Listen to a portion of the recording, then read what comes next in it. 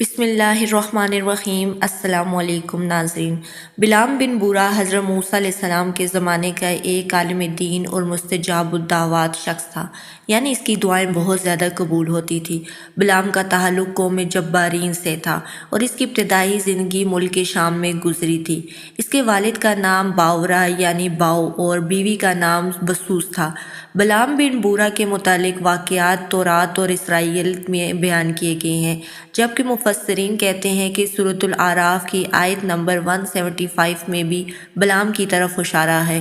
بلعام اپنے زمانے کا ایک عابد و زاہد شخص تھا۔ اس کے شاگردوں کی تعداد بہت زیادہ تھی۔ مشہور ہے کہ اس کی درسگاہوں میں طالب علموں کی دعوتوں کی تعداد 12,000 تھی۔ کہتے ہیں بلعام کو اللہ نے اسم اعظم کا علم عطا کیا تھا اور اسی اسم اعظم کو پڑھ کر بلعام کی ہر دعا اور بد دعا فوراً قبول ہو جاتی تھی۔ حضرت ابن عباس کی ایک مشہور روایت کے مطابق جب فرعون اور اس کے لشکر کو اللہ نے دریائے نیل میں غرق کر دیا اور موسیٰ علیہ السلام کو بنی اسرائیل کے ساتھ نجات عطا کی، تو اللہ نے حضرت موسیٰ علیہ السلام کو عمالقہ یعنی قوم جبارین سے جنگ کرنے کا حکم دیا تاکہ شام کی مقدس سرزمین بنی اسرائیل کو مل جائے۔ لہٰذا موسیٰ علیہ السلام ایک لشکر لے کر کنعان کی طرف بڑھ گئے۔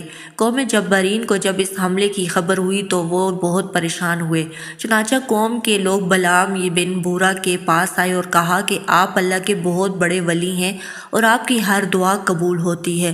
موسیٰ اپنے ساتھیوں کے ساتھ ہم پر حملہ آور ہونے والا ہے، اس لیے آپ موسیٰ علیہ السلام کے لیے بد دعا کریں تاکہ وہ اس کا لشکر تباہ و برباد ہو جائے، یہاں سے واپس لوٹ جائے۔ اس پر بلعام نے جواب دیا کہ تمہارا برا ہو، موسیٰ اللہ کے نبی ہیں اور ان کے ساتھ مومنین اور فرشتوں کا لشکر ہے، میں ان کی مخالفت کر کے اپنی دنیا اور آخرت برباد نہیں کر سکتا۔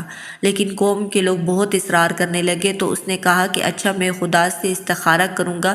دراصل بلعام کوئی بھی دعا یا بد دعا کرنے سے پہلے اللہ کی مرضی معلوم کرتا اور اسے خواب میں بتا دیا جاتا تھا کہ اس سے یہ دعا کرنی چاہیے یا نہیں۔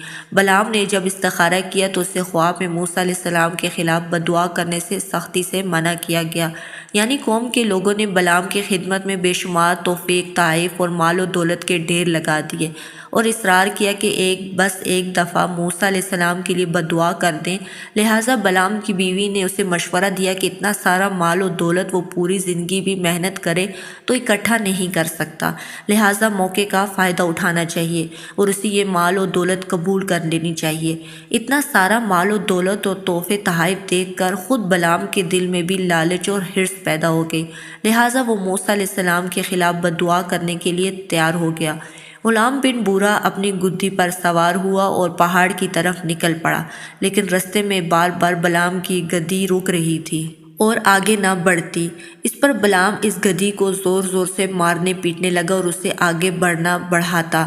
تب ہی اللہ پاک نے اس گدھی کو بولنے کی طاقت عطا فرمائی اور وہ گدھی اللہ کے حکم سے بول کر کہنے لگی، اے بلعام تیری خرابی ہو، تو کہاں جا رہا ہے؟ ذرا غور سے دیکھ، میرے آگے اللہ کے پاک فرشتے کھڑے ہیں جو میرا رستہ روک رہے ہیں اور مجھے پیچھے دھکیلتے ہیں۔ اے بلعام کیا تو اللہ کے سچے نبی موسیٰ کے خلاف بد دعا کرے گا؟ لیکن بلعام کے دماغ پر مال و دولت کی لالچ نے اس قدر پڑاؤ ڈال دیا تھا کہ اس نے یہ معجزہ دیکھ کر بھی نظر انداز کر دیا اور وہ گدھی کو مار مار کر آگے بڑھتا رہا، یہاں تک کہ بلعام بن بورا اس پہاڑ پر پہنچ گیا۔ روایتوں کے مطابق بلعام نے اس گدھی کو اتنا مارا تھا کہ وہ گدھی مر گئی تھی، اس لیے وہ 3 جانور جو جنت میں جائیں گے اس میں بلعام بن بورا کی وہ گدھی بھی شامل ہو گئی۔ بہرحال بلعام جسام نامی پہاڑ پر پہنچا۔ پہاڑی کے اس پار موسیٰ علیہ السلام اور آپ کا لشکر پڑاؤ ڈال رہے تھے۔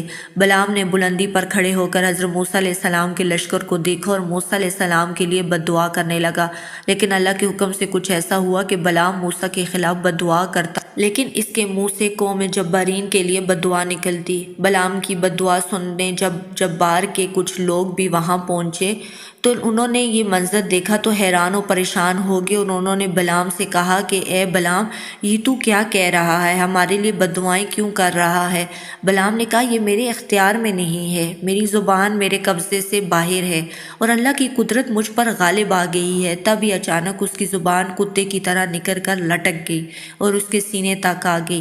یہ اللہ کی طرف سے بلعام پر ایک عذاب تھا۔ بلعام ابھی یہ حالت دیکھ کر زار و قطار رونے لگا اور روتے ہوئے اپنی قوم سے کہا کہ اے میری قوم والو، تم نے میری دنیا اور آخرت دونوں برباد کر دی۔ لیکن بلعام نے اللہ کے اس عذاب کو دیکھ کر بھی عبرت حاصل نہیں کی، بلکہ اس کے دل میں اب بھی مال کی حرص تھی۔ جب تک وہ حضرت موسیٰ علیہ السلام اور اس کے لشکر کو واپس نہ بھگاتا، اسے جبارین کے لوگ مال و دولت نہیں دیتے۔ لہٰذا اس نے ایک چال چلی اور اپنی قوم کے لوگوں سے کہا کہ یہ میرے پاس ایک تدبیر ہے، اگر تم میری باتوں پر عمل کر لو تو موسیٰ اور اس کی قوم برباد ہو سکتی ہے۔ بلعام نے قوم جبارین کو بادشاہ کے اپنے پاس بلایا، جس کا نام بالا بن صفورہ تھا، اور اسے کہا کہ موسیٰ کے خلاف میری بد دعا کارگر ثابت نہ ہوگی، کیونکہ خدا موسیٰ اور اس کے لوگوں کے ساتھ ہے۔ لہٰذا اب تو اپنے ملک کی خوبصورت ترین اور حسین و جمیل لڑکیوں کو جمع کر اور انہیں برہنہ کپڑے پہنا کر بنی اسرائیل کی طرف بھیج دے۔ ان لڑکیوں کو یہ ہدایت دے کہ اگر اسرائیل کے ساتھ کچھ بھی کریں تو وہ انہیں کرنے دیں، پھر ضرور اب کوئی اسرائیل ان کی خوبصورتی کی طرف مائل ہو کر ان کے ساتھ زنا کر بیٹھے گا، اور اس سرکشی اور گناہ کی طرف اسرائیلیوں پر خدا کا عذاب آ جائے گا۔ بادشاہ نے بلعام بن بورا کی باتوں پر عمل کیا اور حسین و جمیل عورتوں لڑکیوں کو برہنہ لباس پہنا کر بناؤ سنگار کروا کر اسرائیلیوں کی طرف بھیج دیا۔ ان عورتوں کے حسن کو دیکھ کر بہت سے اسرائیل لوگ اس کے ساتھ زنا کر بیٹھے، اور روایت میں ہے کہ اسرائیلی اس قدر سرکش اور نافرمان بن گئے کہ بنی اسرائیل کا ایک شخص جس کا نام زمری بن سلم تھا، اس موسیٰ علیہ السلام کے لشکر کا سپہ سالار تھا۔ اس نے ایک حسین عورت کو اٹھا لیا اور موسیٰ علیہ السلام کے پاس آیا اور ان سے کہا کہ اے موسیٰ، کیا آپ یہ کہیں گے کہ یہ عورت میرے لیے حرام ہے؟ موسیٰ علیہ السلام نے کہا ہاں بے شک یہ تیرے لیے حرام ہے۔ اس پر زمری نے کہا کہ لیکن میں آپ کی اطاعت نہیں کروں گا۔ پھر وہ اس عورت کو اپنے خیمے میں لے گیا اور اس کے ساتھ زنا کیا۔ یہ وہی اسرائیل لوگ تھے جو مصر میں خداوند سے غلامی سے نجات کی دعا کیا کرتے تھے، اور جن کے لیے خداوند نے دریائے نیل کے بیچ سے رستہ بنایا تھے، لیکن ابھی اسرائیل نافرمان اور زناکار بن کر خدا کے عہد کو توڑ چکے تھے۔ اس سرکشی پر اللہ کی طرف سے اسرائیلیوں پر وبا کا عذاب آیا۔ ان میں اچانک طاعون کی بیماری پھیل گئی، لہٰذا کچھ ہی گھنٹوں میں بنی اسرائیل کے تمام سرکش لوگ مر گئے۔ وہاں پر یہ عذاب اتنا خطرناک تھا کہ بعض روایتوں کے مطابق 50 سے 70,000 اسرائیلی موت کے گھاٹ اتر گئے۔ یہ منظر دیکھ کر موسیٰ علیہ السلام کو بہت صدمہ پہنچا۔ ادھر بلعام بن بورا کی زبان مزید لٹک گئی اور اس کی شکل و صورت کتے کی مانند ہو گئی۔ بنی اسرائیل کا یہ عابد و زاہد شخص ساری زندگی کتے کی طرح ہامتا رہا اور ذلت کی موت مر گیا۔